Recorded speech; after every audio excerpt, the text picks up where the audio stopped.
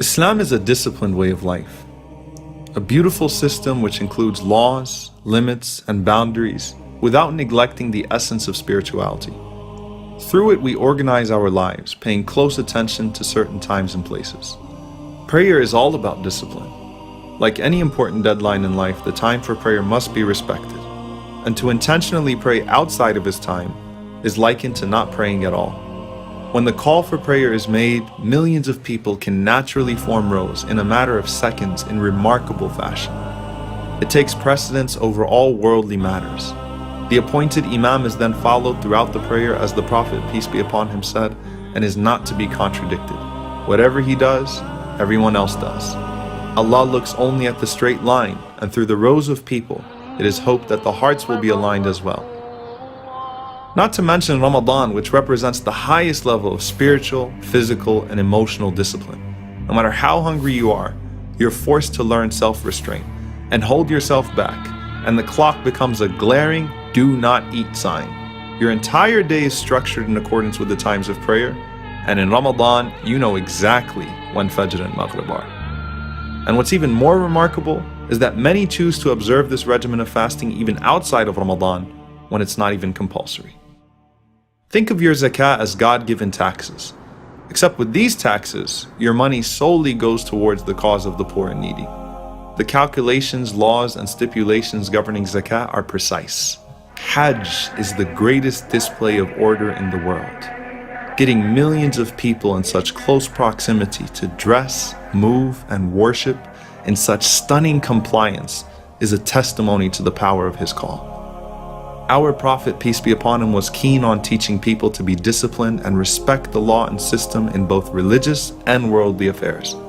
He warned that no two people should even travel without one of them being appointed as a leader of the two, and commanded that customs which do not contradict faith should be respected by the believers. Many times we disregard order and discipline thinking that we are the exceptions to the law. And when we do that, so does everyone else. And I mean everyone.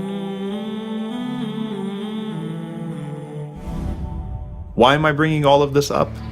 Last Ramadan, I was driving my car on a not so busy day. I stopped at every stop sign, even though I sometimes found it pointless to do so. But I'm sick of all of these signs and red lights. I don't see any police anyway. Just as I thought that, I hit a man crossing the road.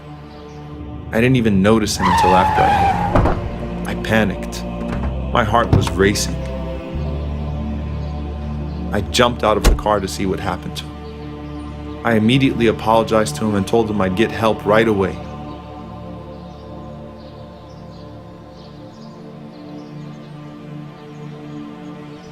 And as I took my cell phone out to make that call, he insisted that I don't, and said it was his fault because he was the one that ran across without looking in both directions, and that there was no stop sign or crosswalk for him to be able to do that anyway, and that he was fine and that there was no need for anyone to get in trouble. But I had to hold myself accountable.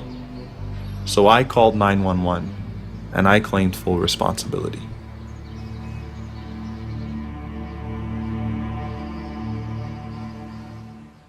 When I think of what happened that day, even though the fine was pretty hefty, I have no regrets for punishing myself.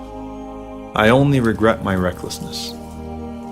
You know, you might think that that stop sign or red light is pointless, or that you, unlike others, are actually in control when you text and drive.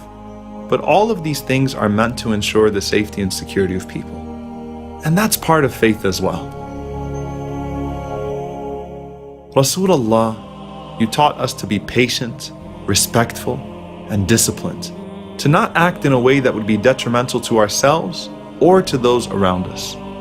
No one in your presence felt threatened, and nothing that would be considered good was disregarded by your call.